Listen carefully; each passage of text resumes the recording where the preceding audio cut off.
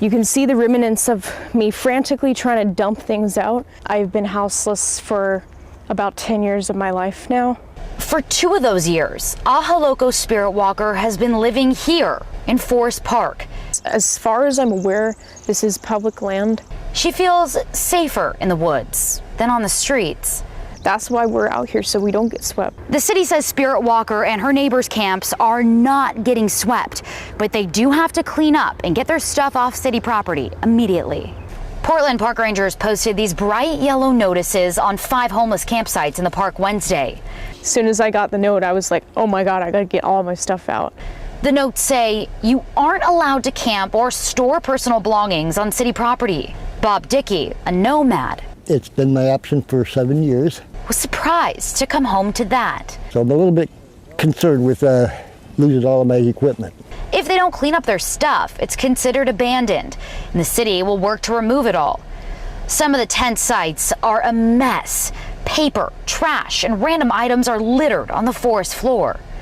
There's no timeline as to when the crew living here has to be out. So we don't know when we're gonna come back and our stuff's gonna be gone. Spirit Walker says she and another neighbor work full-time jobs.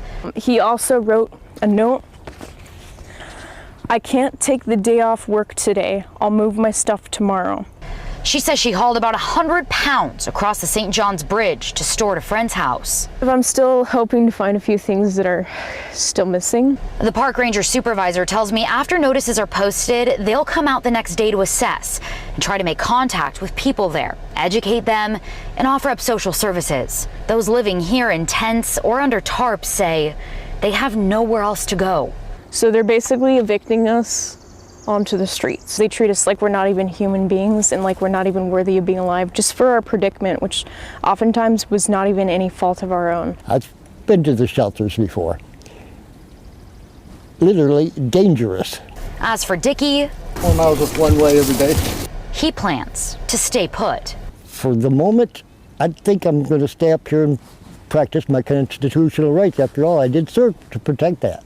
Morgan Romero, KGW News. Well, the park supervisor says one of 2 things will happen to all of their belongings. City contractors could come in, pick them up, and store the items. But if anything appears to be garbage, maintenance crews say they'll throw it out.